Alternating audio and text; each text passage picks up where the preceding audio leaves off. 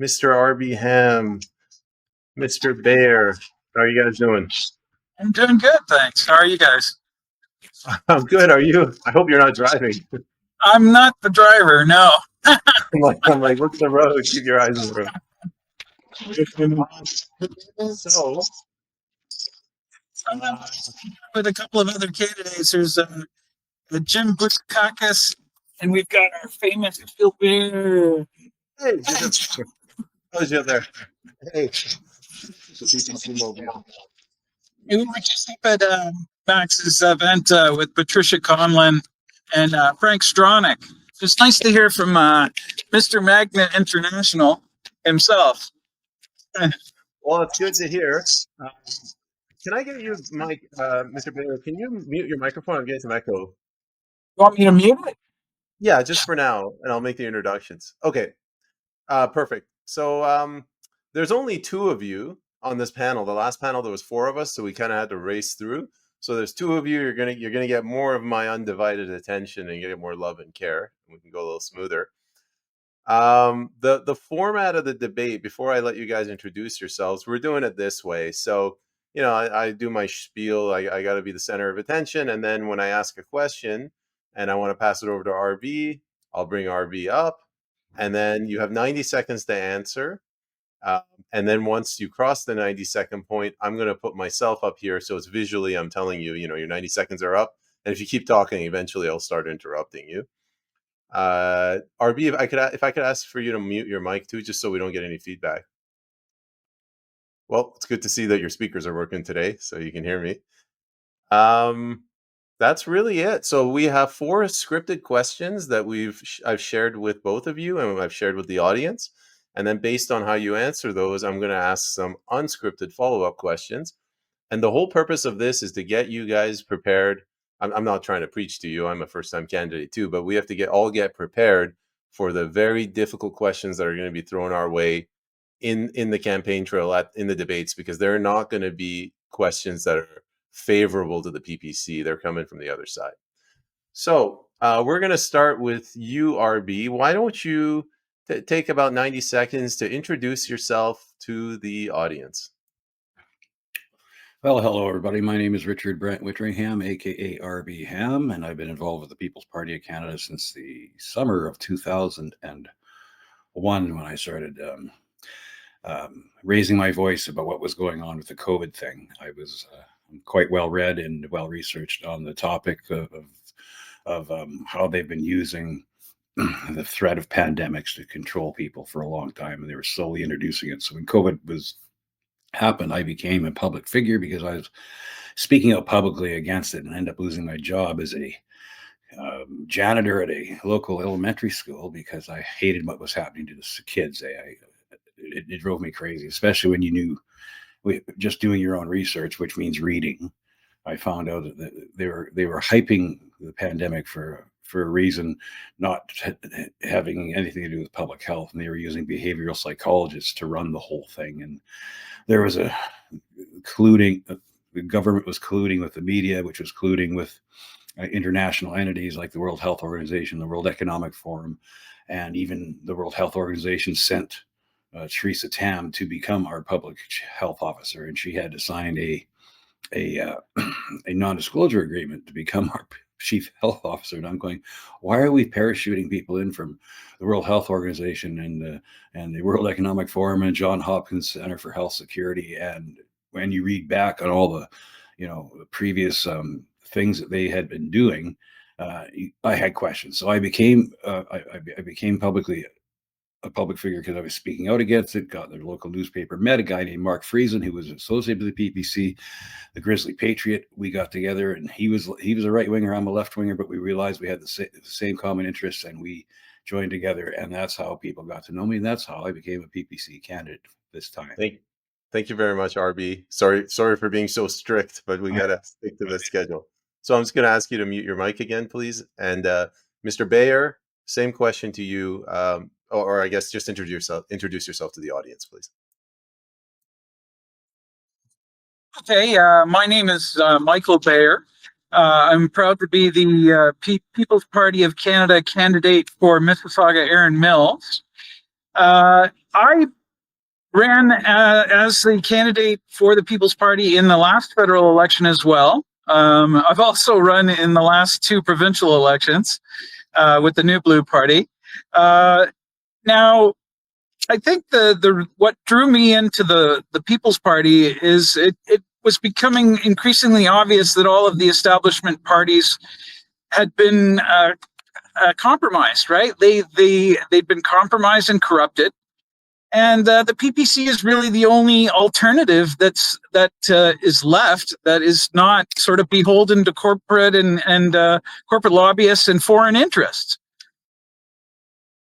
So that's it, really. I'm very happy to be part of the PPC team. I'm an independent. I'm always going to vote independently, but the PPC is a party that allows for that, right? The other establishment parties, if you don't do what you're told, you get thrown out of the party immediately. So that's where we are. I'm just glad to be part of the PPC team. Thank you very much, Mr. Bayer. Oh, RB, you're back. So we're gonna switch to the questions, and I'll switch around the order. But just to start, we'll go to you, RB, with the first question. And the question is, what will the People's Party do to address the rise in racism in Canada? Racism. Well, one of the main reasons why there may be a slight tick in the reports of racism is because the media concentrates on it so much in a way to divide the people, have us fighting against each other all the time, right? There was a study that came out after Occupy Wall Street happened down in it happened in Canada too also, but it was widespread. Occupy Wall Street, where the left decided to get together and they'd had enough with Wall Street, and they did some protests, right? But they didn't really have a leader, you know what I mean? And but at the same time, there was the Tea Party that was going on also from the right. So they were both protesting the same thing, right? Corporate control, Wall Street shenanigans and all that. And the left were doing Occupy Wall Street, and the right were doing their Tea Party movement. And the rise in media mentions about racism and divisive strife like that just spiked, because the media went, oh my God, look, we'll pit these guys against each other. And of course, the government was involved. Obama famously cracked down on the Occupy Wall Street. He sent the cops into Security Square in New York City, and they cracked skulls, but the Tea Party was allowed to skate because they weren't seen as that much of a threat. But at the same time, they divided the country between the left and the right, between immigrants and citizens, and it was being done on purpose. And I realized, hey, this is crazy, because the Occupy Wall Street movement and the Tea Party movement were complaining about the same things, but they were being divided almost on purpose, right? And so that's what I look at it as. I believe we've come a long way. Martin Luther King Jr. famously said, I want there to be a time where we care more about the content of a person's character than the color of their skin. I think we've gotten there. I really do. I mean, the Americans elected a black president with a Muslim name twice. I think we're much better position than we were, say, in the 60s and 70s. So I really think we've got to concentrate on that, realizing that it's being used to divide us. And if we talk about that aspect, and I think we'll be okay. Thank you very much, RB. Mr. Bayer, we're going to go to you. The same question. How is the People's Party going to address the rise in racism in Canada? In 90 seconds. Well, I think it's one of the simple solutions is to get a hold of the issue of mass immigration. We've brought in too many people too quickly, and they have not adapted to the Canadian cultures and Canadian values. And there's also a problem. I agree with the problem with the media. The media will do anything like that to fixate on racial tensions because it sells. It gets viewers, sadly. Okay. But for the most part, I would agree. Canada is one of the least racist countries in the world. The racism problem that might be, ticking upwards is because we've got 5 million people that are scheduled to leave the country that are under temporary status, and they're about to become illegals.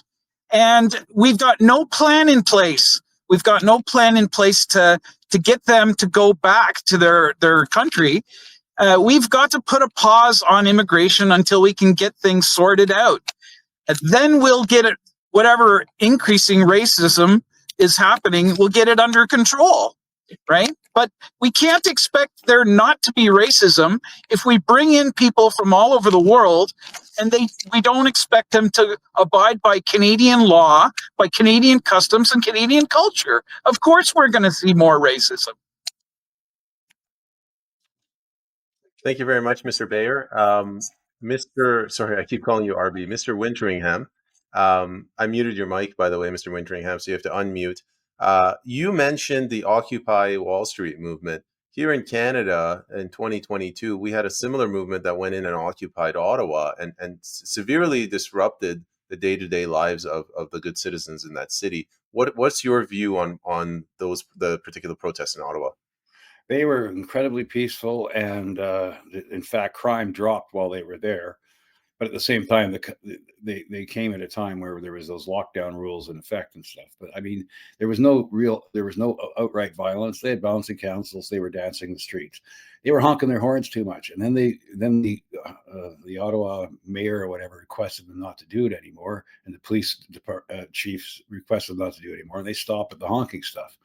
But they were there for a legitimate reason. They were there to represent the working class, fighting against unnecessary draconian measures introduced during that time. It was unscientific, and they were obviously designed to control us. That's a direct attack on our liberty and freedom.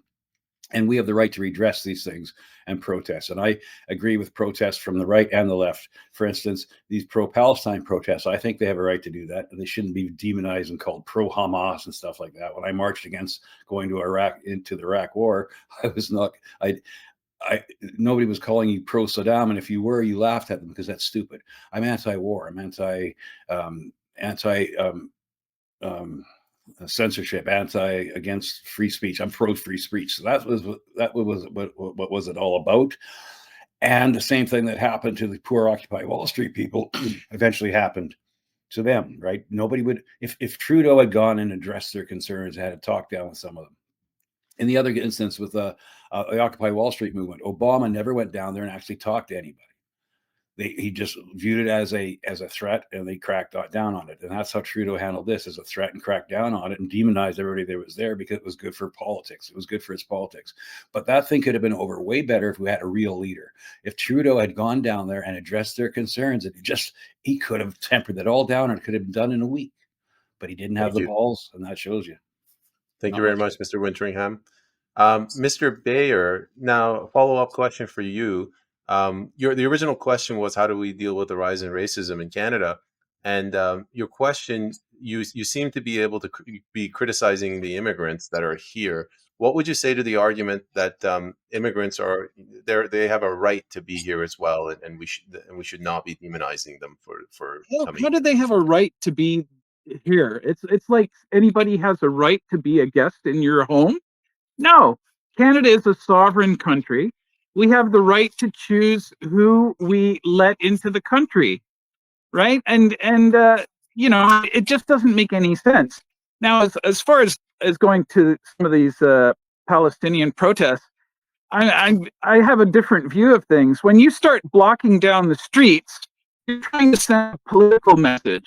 You're saying that we're in power, we're in control here. And the police aren't doing anything. The police, again, are showing, when you're talking about racism and you have a group that can openly defy the law, and the police do nothing, and then if I tried to do the same thing, I'd be arrested. What do you think that that's not going to cause racism? Of course it is.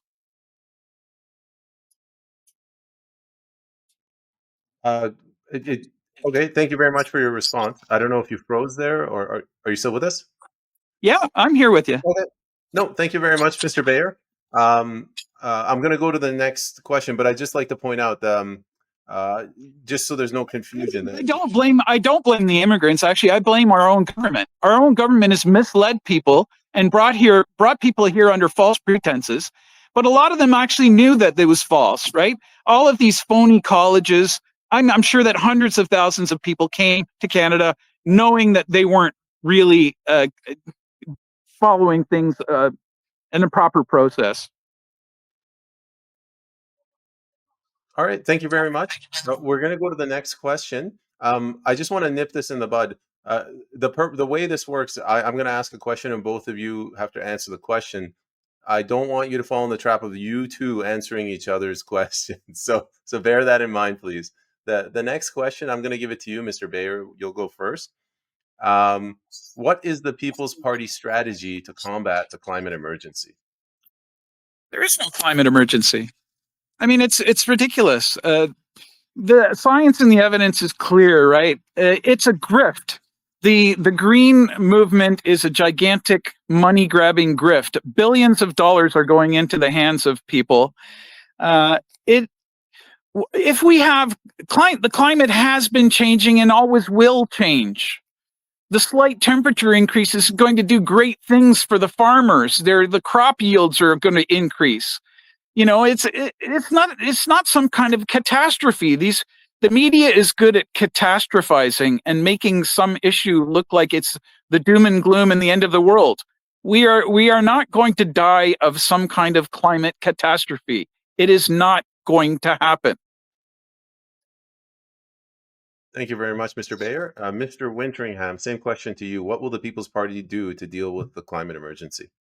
Well, if people want to know what the People Party is going to do, they can go to the peoplespartyofcanada.ca, and we have an About section. You click on that, and you click Platform, and there it is, and it's concise, and I don't need to read it all out. So I'll just reiterate Mr. Bayer is saying. I kind of backing him up. It's a fact that climate change is always changing. It's a fact that the people pushing the climate change alarmism are multi-billionaires who fly around in private jets and go to Davos every year to try to decide how much gas and stuff we can use. It's a kind of ridiculous. They don't follow their own rules. The people who are trying to guilt us into doing all this stuff are the ones that are the worst egregious, do the worst things to the environment themselves. I mean, Bill Gates releasing mosquitoes and stuff. I mean, we can talk about all that stuff, but basically, Mr. Bayer is right. It's climate change alarmism. It's not an emergency, and they're using it to control us. And it's a global thing, and we have to fight it. This is where Donald Trump's instincts are right, getting out of the World Health Organization, for instance. We can't let a global entity, the United Nations, the World Economic Forum, the World Health Organization, all teaming up to collude to, in fact, pervert our sovereignty to theirs, and this whole one world government system that they've been openly talking about now. They openly talk about it, that it's going to be good for us, and that eventually we have to accept that we're a pollution on the planet, we're a cancer on the planet. Their Malthusian vision for what we are is the carbon that they want to reduce. They want us to own nothing and be happy. They want us to eat bugs. They talk about it openly. And so if it's obviously a grift and a scam because they make billions of dollars out of this, and they don't even follow their own rules. Thank you, Mr. Wintringham. Mr. Bayer, Can I add on just a quick little note on there? I'll give you a funny story. I was scuba diving in Curacao a lot of years back, but our dive boat went past what looked like a gigantic cruise ship. It turned out that it was Paul Allen's yacht, and a helicopter landed on it. He's got 2 helicopter landing pads on that boat, by the way. And apparently Bill Gates went to visit Paul Allen on his boat in Curacao. And so these are the people that are 500-foot boats and helicopters, and they're telling us what we can and can't do, and we've got to eat bugs. Thank you. It's a fascinating story. I'm just trying to move it along. Thank you very much. Mr. Bayer, I have a follow-up question for you. Although I agree that the climate has been changing for thousands of years, the rate at which the temperatures are going up now is much faster than historically was normal. According to who? According to who? I mean, there's so much money motivation behind these claims. It's hard to know what's accurate and what's not accurate. I don't know if it has been accelerating or not, but I am very skeptical that it's actually, whatever the climate change that's happening, that it's primarily caused by man. I don't know if that's actually the case. what percentage of the climate change is caused by man? Is it 1%? Is it 99%? We don't know. Nobody knows. And if somebody's telling you that they know, they're a liar. All right, thank you, Mr. Bayer. Mr. Wintringham, I'm going to put the same question to you. Ever since the Industrial Revolution, the temperatures have been increasing far faster than they ever have throughout the history of the planet Earth. Is that not convincing evidence that it's actually the burning of hydrocarbons that's causing the global warming? Well, I'll just back up what Mr. Bayer said. If there's opposing scientists, people like Tony Heller, that guy from Sweden, Bjorn Lomborg. There's a guy named Piers Corbyn, who's Jeremy Corbyn's brother in England. He's a meteorologist. He says that all these measurements have been not fabricated and fake, but cherry picked and what am I trying to manipulated? They, like, for instance, they'll put all the temperature readings for their global climate survey near airports, where of course it's going to be higher, right? They won't do it. They won't put them, and then they cherry pick the evidence. And there was a couple articles that just came out in the last couple of years exposing the fact that they have been manipulating the climate models, just like they manipulated the COVID models. This is all the same thing. People say, well, 90% of scientists agree.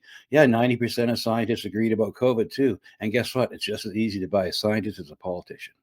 And they're all, and they're dependent on a paycheck. I forget which philosopher said, but when some wit said, when a man's paycheck depends on him being ignorant of something, he will continue to be ignorant to collect his paycheck. That's a good one. I haven't heard that one.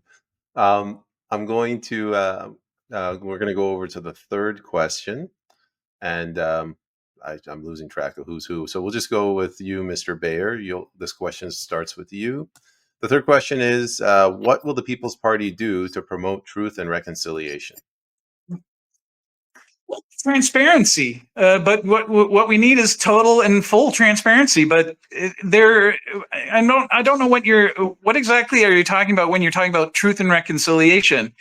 Now we've gotten ourselves into a situation where there's a panic, a mania that's been created by the media that lied about the deaths of Aboriginal children. There has not been one body found. This entire story is a fraud, and people are still continuing on with it. And they're trying to criminalize any kind of questioning, even that there aren't any bodies or that there was no mass genocide. Canadians are not genocidal people, and we would not by nature just try to annihilate the native population. It didn't happen. It would never happen. Thank you very much. Mr. Wintringham, same question to you. What will your party do to promote or push forward truth and reconciliation? Well, I don't really know what the PPC's complete policy platform is on this. So I kind of go, and as long as Maxime Bernier, who calls me his favorite socialist, allows me to, I'll express my own thoughts about the matter.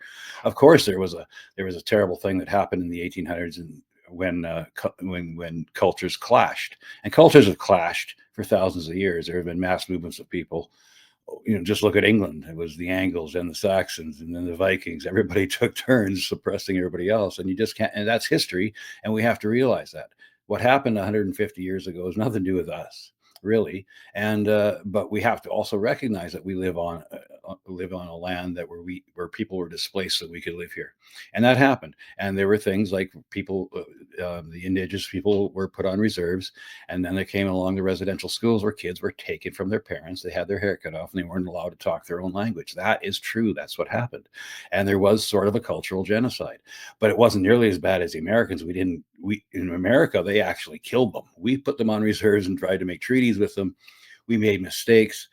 but that's from a period of that time. Now we look forward and say, okay, we can acknowledge we make those mistakes. We can try to do our best for the Indigenous people. So one of the best things we can do is get rid of the Indian Act and start treating them like people instead of subjects. And we have to stop getting away from when we give money to these nations, we don't give it to their bureaucrats and their head chiefs who then become corrupt. And I've heard that myself. I live in Saskatchewan. We have reserves all around. I'm friends with many Indigenous people, and they tell me their horror stories about how corrupt the Indian bands are, and that there's something has to be done. So, and they need fresh drinking water. So we have to recognize these things, realize it, and I have no problem with, by the way, the land acknowledgements. A lot of people say, "Oh, there's no problem with land acknowledgements, just words. It's not going to kill you." Right? What's more important is our actions, how we deal with them. So, no, thank you very much, Mr. Wintringham. Sorry. Thank you very much, Mr. Wintringham. Sorry, I just got this feedback. I enjoyed your response. I'm not cutting you off to be difficult. I'm just trying to enforce the 90-second thing. Mr. Bayer, I'm going to ask an unscripted follow-up question, sort of to hold your feet to the fire. What is your view on the residential schools? Specifically the one in Kamloops with the mass graves, but just generally, like, do you think that the residential schools were all beneficial, or do you agree that some bad things happened? No, of course, I'm sure that some bad things did happen, but a lot of these reports have turned out to be the abuse was done by older students, especially the sexual abuse. So of course bad things happened, but not all of them happened due to the people that were running the residential schools. And I agree, we have to get rid of the Indian Act entirely. Native people should be given exactly the same full rights as any other Canadian and the same responsibilities. We can't keep doing these kind of identity politics and having lower expectations because they were a previously discriminated against group, right? It's not working. We have to change the way we're doing things if we're going to come up with a solution. We can't keep doing the same things over and over, the same things that we have done. Now, what really disturbed me was when Trudeau apologized on behalf of all Canadians for the crimes that were committed against Indigenous people. I've never committed any crimes against any Indigenous or other people. How was he apologizing on my behalf? This kind of collective guilt idea is a sick idea, and we need to get rid of it completely. Thank you very much, Mr. Bayer. Mr. Wintringham, I'm going to ask you a kind of a different question. I understand that you opposed what happened during the COVID lockdowns. If one day we get to the point where reparations are going to be handed out to people who were vaccine injured, would you not say that the voters, the taxpayers, should be the ones responsible in that event? So right now, you as a voter, you as a taxpayer, you as a descendant of the Canadian government of 150 years ago, you are also directly responsible for anything that happened bad to the First Nations. Oh yeah, that's the thing. Mr. Bayer is right about the collective guilt. We've got to move on from that. It's not my fault. My fault that what happened, but it is the country's responsibility to repair and heal what did happen, because there were some abuses that took place. But it was done at that time. They thought they were doing the right thing. The intentions were good. We're going to civilize these people. We're going to introduce them to Jesus. We're going to integrate them into our society. And it does, but it doesn't work when it's kind of forced, and when you take them away from their heritage and not let them have their heritage, because we are not a melting pot in Canada. And so we have to realize that it's okay to you can carry on to your Catholic traditions, your Protestant traditions, whatever religious traditions you have and stuff. But the bottom line is now you are a citizen of this country. And the problem with the Indian Act, like Mr. Bayer is saying, is it creates a different caste of people who have their own rules and laws. I really think we got to get back to what Martin Luther King Jr.'s vision was: content of character, not color of skin, and really try to promote that and realize that Indigenous peoples, the welfare trap, and it happens to lower class people of all kinds.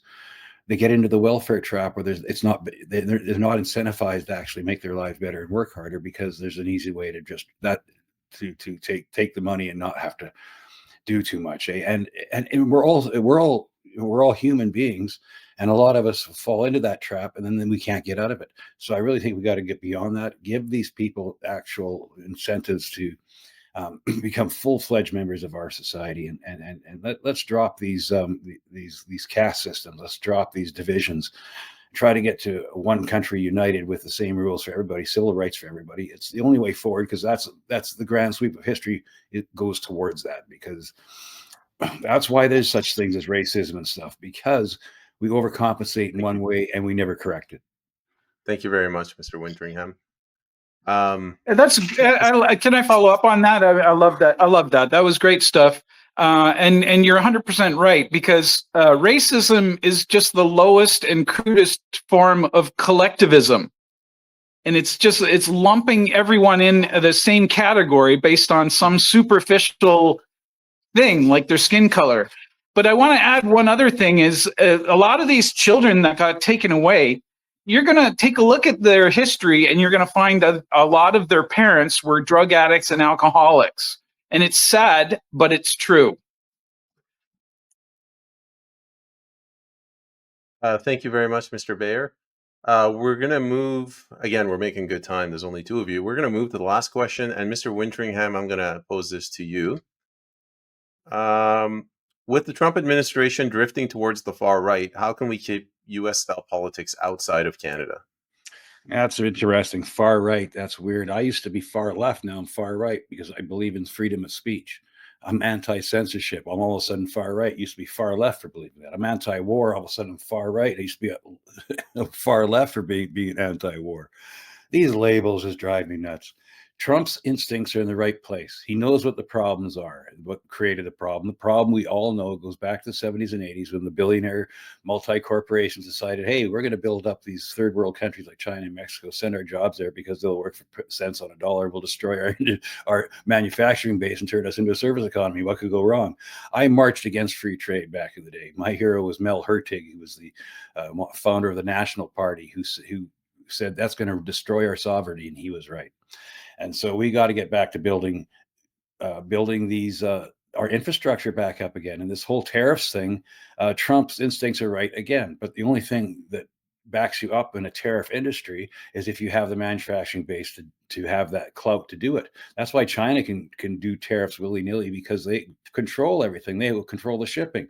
If there was an actual trade war, China could beat us in 1 week. They just have to stop shipping everything to Walmart and Rona, and we were done. And we did that to ourselves. Our elites did that to us. We have to realize that our main enemy is the people that have been in charge of the economy for the last 30 years. These banksters, like Carney is the perfect expression of what is wrong with this world. Why would we elect a guy who just destroyed the economy in England when he was the governor of the Bank of England? He destroyed the English economy, came over here, destroyed our economy, and now he's appointed as prime minister. If he gets in, it's like,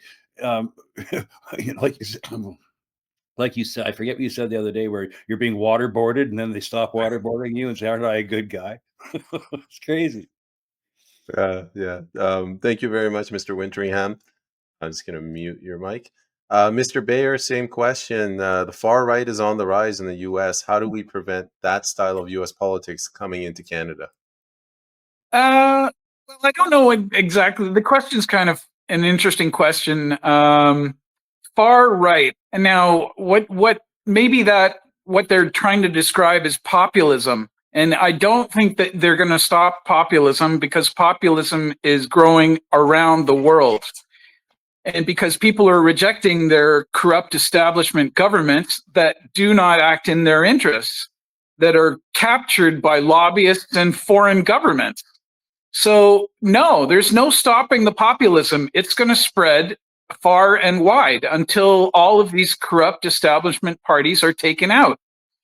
I don't think we have an issue with far right. I mean, it's all optics, right? How many far right terrorist acts are we seeing right now? How many far left terrorist acts? How many Tesla dealerships are burning? Right? I mean, it's ridiculous. They're accusing people of being far right when they're the ones that are doing the violence and the censorship. It's absurd.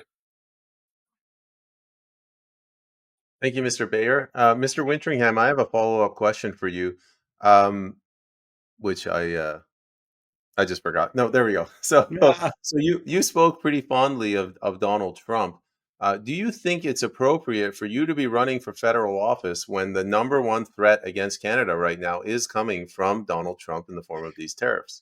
No, I mean, he's right. His instincts are right. He's right about what is wrong with the country and how to fix it. The problem is how he's going to do it. I don't agree with it. Like, as far as the geopolitical, I know you didn't ask geopolitically, but geopolitically, I don't have. He's showing that his instincts are right, trying to say end wars. But the way he's going about doing it and who he's appointing to do it can be problematic, as we can see in the Middle East right now. Why are we threatening Iran? Doesn't that start World War III because Russia and Iran are close, blah, blah, all that stuff. Okay.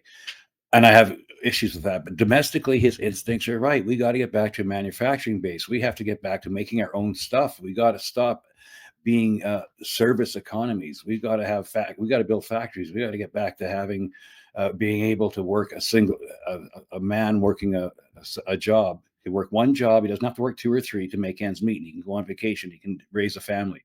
Right now, that's been taken away, especially from the younger generation. We got to push that. The housing crisis, everything. They're pricing the younger generation out of the Canadian dream that we grew up under. And we always believe that our kids would be better off than us. That's stopped now. All of a sudden, the next generation is going to be worse off. That means we're going in the wrong direction, and we have to get away from being a service economy, building up our manufacturing base, and really cracking down hard on these foreign entanglements. Because look what's happening with Sam Cooper writes great reports about what's going on with the Chinese government's influence on us, right? Because we're not putting our foot down and saying, okay, no more. We got to stop this fentanyl stuff. We got to really crack down. We got to bring back our own. We got to build up our military strength, build up the RCMP to do things to go after the real criminals, not protesters. Criminals, the ones doing the fentanyl, the ones that are causing all the problems at the border. And Trump's right about that too. This whole thing can be smoothed over with negotiations and realizations that we have shared interests, and let's work on that. Thank you very much, Mr. Wintringham.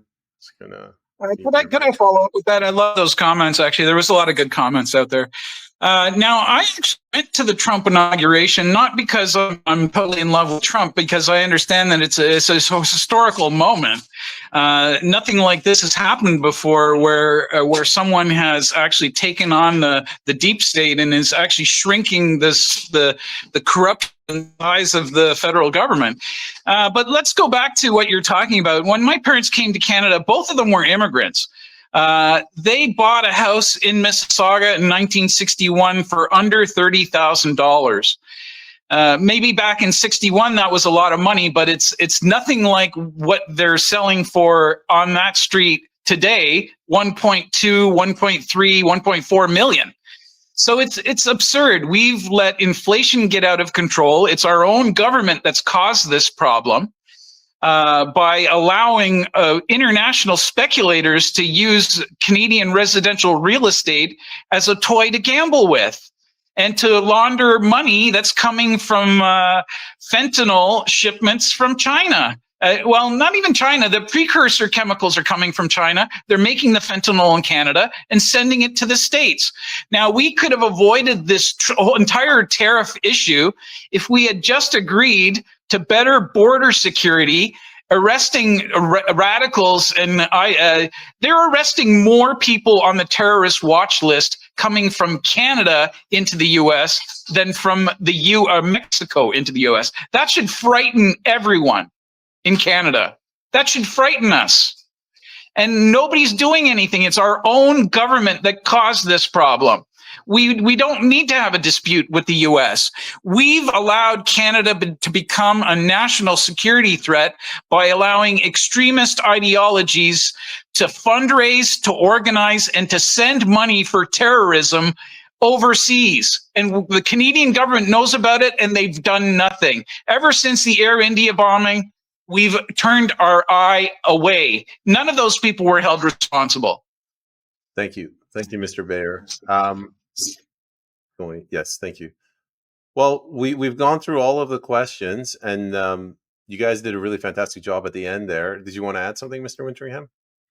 Well, I just want to say thank you, everybody, for Oh, we're not done yet. We're not done yet. Okay. All right. So we got a little bit of time. I'm going to ask one follow-up question. I was just going to let me build on that. What he's talking about, the border security issue. I mean, that's been going. That's one of those problems that took 20 years, 30 years to develop. Same thing that losing our manufacturing base. It wasn't overnight. It took time, and it just dragged on and dragged on. We haven't addressed it. That's the biggest problem. We need somebody. That's why the PPC is so important. We can actually, if one or two of us got into the parliament, we could raise these questions. None of the other 338 are doing it. It's just like the time they all clapped and applauded that Nazi. Don't they read history books? Don't they know who he was fighting for? Like, it's the same thing. They're so ignorant and they're so whipped. Every party's whipped. They have to vote the way they are. That's why PPC is important, because we can bring a conscience into there. We can actually do a course correction, a populist course correction, and it needs to happen soon, because we're going downhill. If not, we're going to become just another appendage of this world global neoliberal order, and we won't have our sovereignty anymore. I mean, we're barely hanging on to it as it is. And I find it odd that we used to be a post-nation state after Trudeau got elected.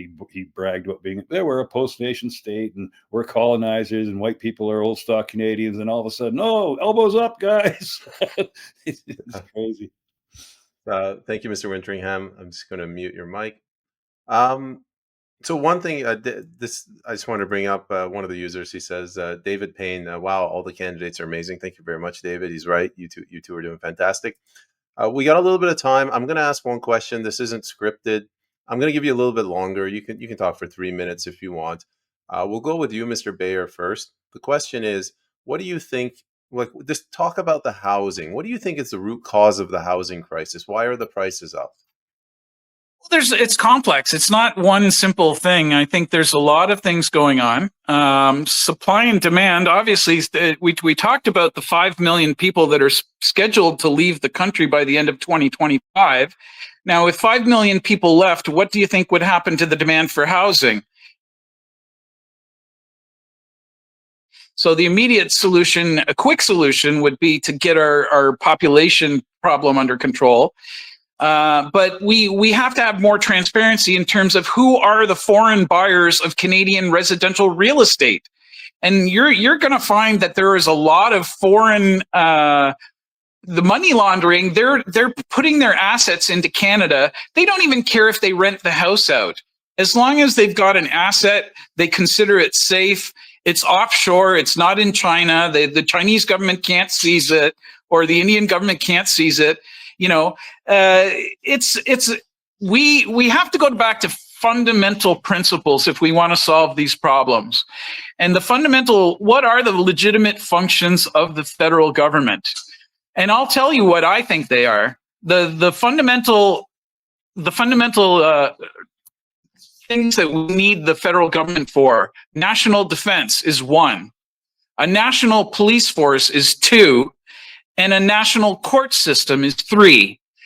In my opinion, everything else could be done by the provinces, by the municipalities, or better off by the individuals themselves and private organizations, voluntary, with coercion, right? We don't, as long as we have this massively centralized political power in Canada, we are going to have endless problems. They're going to get worse and worse. We need to radically decentralize political power in Canada.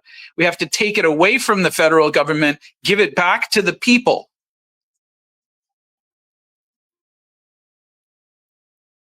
Thank you very much, Mr. Bayer. Mr. Wintringham, same question to you. What do you think is the root cause of the housing crisis?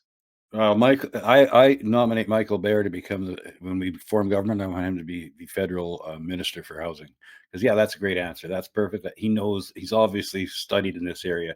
Me, I think it boils down to two things: the international speculators, like you say, going along with raising property prices above, retail levels, and number three, of course, is the mass immigration. If you allow all these people that come in year after year after year, there's going to be a strain on housing, and that's going to drive the prices up. That's supply and demand, 101. But I do believe that this is also this has been done on purpose to achieve that goal I talked about, the World Economic Forum's goal of you'll own nothing and be happy. They want us all renting. They want us all stacked in apartments and renting, and not being able to realize an independent sovereign lifestyle inside an independent sovereign country. That's the whole thing. And so these prices are being need financial independence. You need financial independence to be a sovereign individual, a sovereign person. So yes, you're 100% right. 100%. Thank you, Mr. Bayer. But Mr. Wintringham, keep going, please. Oh, I'm good. No, that's good. I was done anyway. That's Okay. that's my my assessment. I really believe it's being done artificially, and I believe it's being done maliciously. And the only way we're going to get back is by taking the power back. It's power to the people time, buddies. All right. Thank you, Mr. Wintringham. Okay. So we're at the end of the episode, and we're going to go with Mr. Wintringham. I'll go to you first, and then you, Mr. Bayer. Just tell the audience why they should vote for you. Why should members in your riding vote for you? People should vote for me because I know how to fix the problem, because I know what the cause of the problem, and the fixing of the problem is quite simple. It's just getting back your own power and bringing the power back to the people. That's quite it is. That's all it is. And I'm an advocate for that. I've been that way all my life, and I've seen it slipping away slowly. It started happening with the free trade stuff in the 80s and the 90s. And I've watched for 40 years this horror show go on, stripping our economic liberty, our civil liberty. That is the biggest thing. We got to stand up and fight. That's why freedom is essential. I stood up and I protested against the COVID tyranny. I was front and center. I lost my job because of it, but I kept going. I got 8 tickets for $50,000 from the government in Saskatchewan. And I kept going. It didn't matter what they did to me, because I believe that my cause is right. And I believe that the people I have studied throughout my life, the political heroes I've had, like Tommy Douglas and Martin Luther King Jr., Mahatma Gandhi and Nelson Mandela, and all these people that stood up for what was right and suffered the slings and arrows, but kept going, because that's what I believe in. I am not afraid. Okay, we're back. I'm not afraid. That's the biggest one. And I joined the PPC for one explicit reason, because Max Bernier, who runs the party and his platform, is all about freedom, liberty, respect, fairness, and individual sovereignty. And I find that very, very uplifting. And we got to get back to the idea of fraternity, liberty, and equality, because that's what made Western civilization so great. People talk about the slave trade and stuff like that. Well, guess who stopped the slave trade? England. And they were a Christian nation. They stopped the slave trade. Before that, slavery was a worldwide scourge in every religion, every culture. We can bring something that is important. We are the culture of the Renaissance, and we add that with our own unique Canadian bent. We can unite together. We can heal the pain of the past with the simple idea that there is no other way to go forward but progressing in a more just and in a more just society, because that's the grand sweep of history always does that. We're gonna have bumps along the way, but we can be better. And besides, we have no choice. Thank you. Thank you, Mr. Wintringham. Mr. Bayer, welcome back. Same question. Why should people in your riding vote for you, sir? Well, I mean, there is a vote split. Yeah, you're either voting for a corrupt establishment party lobbyist, because the lobbyists are in control. If you vote the conservative or liberal, the MPs have no power. If you don't do what they're told, they're kicked out of the party. And all you're doing is voting for a lobbyist, or maybe a foreign government, maybe the Chinese Communist Party. Or you can vote for an actual real person that's going to fight for individual freedom, personal responsibility, fairness, and respect. I mean, there's beautiful words that I heard from my other guest here. We need to return Canada to a place that embraces Western civilization values. Freedom of speech, freedom of religion, freedom of association. All of these things are critically important. We're failing as a society right now. And I believe it is on purpose. It's our own government that is our clear and present danger to Canadians. And I wish Canadians would wake up. It seems like they're asleep. They don't recognize the danger. They're afraid of the wrong things. You don't need to be afraid of the boogeyman. Well, the boogeyman is right here. It is the federal government, right? So we as Canadians, we need to stand up and say, no, we've had enough of it. We want reforms. And PPC is the only party that's going to do them. You know, the Conservatives are going to do the same thing as the Liberals have done, except slower, right? They're just going to slow walk it. And I'm predicting that we will see maybe a slight Conservative majority. I think the polls and the media are completely lying. They're just doing a psyop on the Canadian public. With the size of the crowds that the Conservatives are getting, I think the Conservatives will probably win a minority. I hope and pray that the PPC gets a few seats. I hope we have a strong showing, but at least if we get a few seats, we can get our voice into the public. The media can't ignore us as easily, because there's a total media blackout on People's Party candidates. Even our leader can't get into the leadership debates. It's a travesty. The same people that are crying about threats to democracy are the ones that are silencing their political opponents and arresting them. I mean, it's absurd. It's insanity. So wake up, Canadians. I thank Peyman for getting the message out, and I thank the PPC, and I thank Maxime Bernier and all the other candidates. I love you guys. Right back at you, Mr. Bayer. Mr. Wintringham, Mr. Bayer, thank you very much for coming on, and best of luck to your campaign, gentlemen. Thank you, guys. Thank you. Thank you very much, Peyman. I appreciate it, and it's been wonderful. Bye, Michael. Bye, RB. Goodbye.